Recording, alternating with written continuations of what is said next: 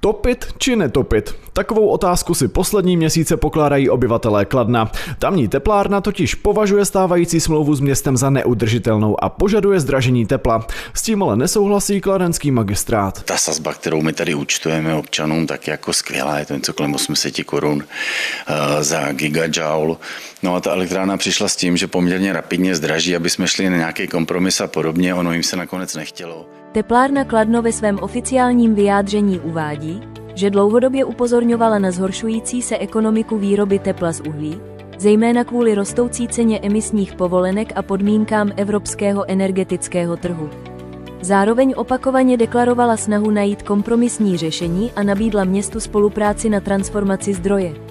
Konkrétně navrhla přechod z uhlí na plynové kogenerační jednotky s využitím státní podpory, tedy řešení, které by zajistilo stabilní dodávky tepla i do budoucna.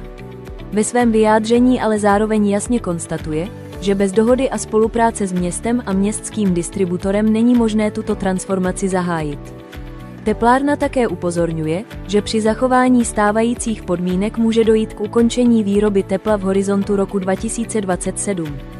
Celé oficiální vyjádření, včetně detailů a souvislostí, najdete v komentáři pod tímto videem a také ve facebookové skupině iniciativy Teplo Kladno. Stačí jít na Teplo Kladno online. Pak napsali takový nešťastný dopis a to bylo vlastně, že tu elektrárnu vypnou, což nelze, to asi není podle zákonu možné. Po oznámení teplárny Kladno, že může nejpozději v roce 2027 ukončit výrobu tepla v současném režimu, zazněla ze strany vedení města slova o vyhrožování a tvrzení, že něco takového není možné. Tady je ale důležité oddělit politická prohlášení od reality energetického systému. Teplo totiž nelze jednoduše vypnout ze dne na den. Český stát má nastavené mechanismy, které zajišťují, že dodávky tepla budou zachovány. Do hry vstupuje regulace a dohled státu, ať už přes energetickou soustavu nebo regulační orgány. Jinými slovy, domácnosti bez tepla nezůstanou. To ale neznamená, že zůstane zachována i dnešní cena. Pokud současný provozovatel ukončí výrobu a řešení se bude hledat narychlo nebo náhradním způsobem, náklady porostou. A vyšší náklady se vždy promítnou do ceny tepla pro město, bytové domy i domácnosti. Právě proto teplárna Kladno dlouhodobě upozorňuje, že nabízí kompromisní řešení a řízenou transformaci zdroje. Zároveň ale jasně říká, že bez spolupráce města a městského distributora není možné tento proces zahájit včas a smysluplně. Tohle není otázka emocí ani politických prohlášení. Je to otázka času, nákladů a dopadů na všechny odběratele tepla v Kladně.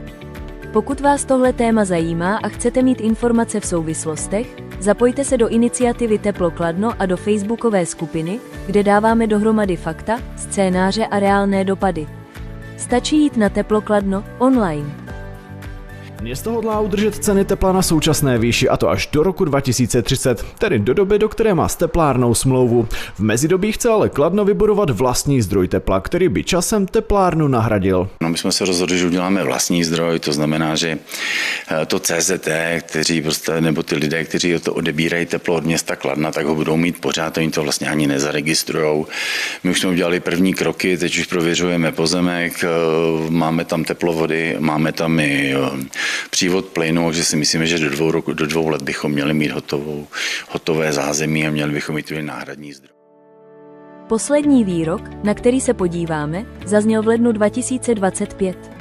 Tehdy primátor města veřejně prohlásil, že do 2 let bude v Kladně postaven nový zdroj tepla.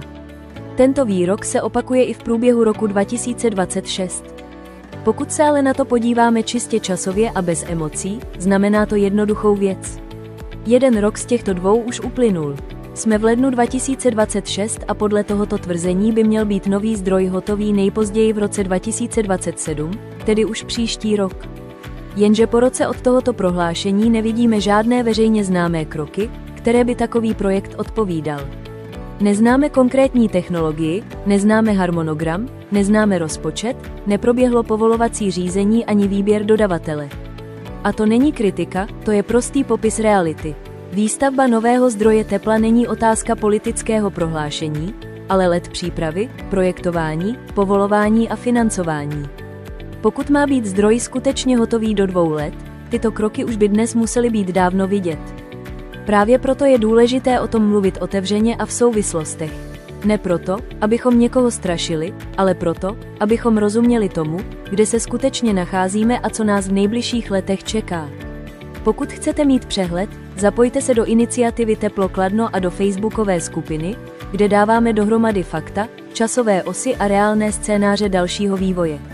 Stačí jít na Teplo Kladno online. V stínu nejistoty uvažují o podobném řešení i některé bytové domy, které by mohly využívat tepelnou technologii od soukromé firmy a odstřihnout se tak od centrálního vytápění. Já jsem si to zjišťovala i u teplárny, takže já si myslím, že sice tohle je hezký, ale my máme čas do toho roku 2030, kdy oni mají smlouvu. Teď je nějaká situace tady vyhrocená ve městě, že teplárny chtějí vypovědět službu městu, takže uvidíme, jaké budou možnosti.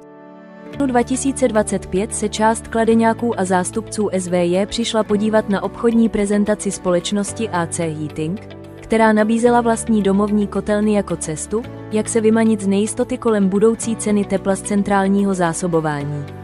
Když se na to díváme zpětně, je tam vidět jedno společné téma: lidé tehdy neměli žádné ucelené informace. Bylo to před rokem. Dnes je situace jiná. Dnes existuje iniciativa Teplo Kladno. Existuje pravidelný měsíční oběžník, existuje online prostor ke sdílení faktů, novinek a veřejné diskuze v otevřené facebookové skupině.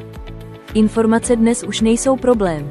A právě proto je důležité říct jednu věc otevřeně. Pokud budou SVJ dál jen vyčkávat, spoléhat se na neověřená tvrzení nebo na jednoduché věty typu smlouva platí do roku 2030, tak se nic nestane, je to špatně. Ne proto, že by někdo chtěl strašit, ale proto, že realita energetiky je složitější a čas hraje zásadní roli. Dnes už nejde říct, že nejsou informace. Dnes je to na každém z nás, na každém SVJ, na každém výboru, na každém domě. Jestli se začne zajímat včas, nebo až ve chvíli, kdy budou možnosti omezené a drahé. Pokud chcete mít přehled, sdílet ověřená fakta a být u toho, zapojte se do otevřené facebookové skupiny iniciativy Teplo Kladno. Kladeňáci, připojte se včas.